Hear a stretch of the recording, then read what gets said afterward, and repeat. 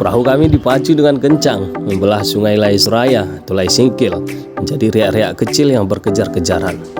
Ya, setidaknya butuh 45 menit perjalanan naik perahu bermesin 24 PK dari Desa Kilangan menuju ke Kuala Baru.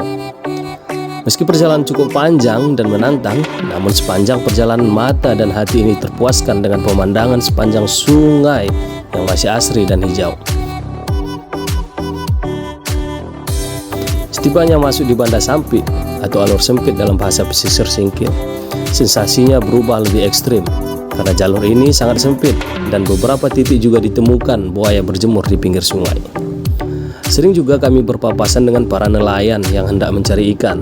Biasanya mereka membawa jaring dan sampan untuk berburu ikan atau mengantar hasil tangkapan ikan mereka dari Kuala Baru ke ibu kota Singkil.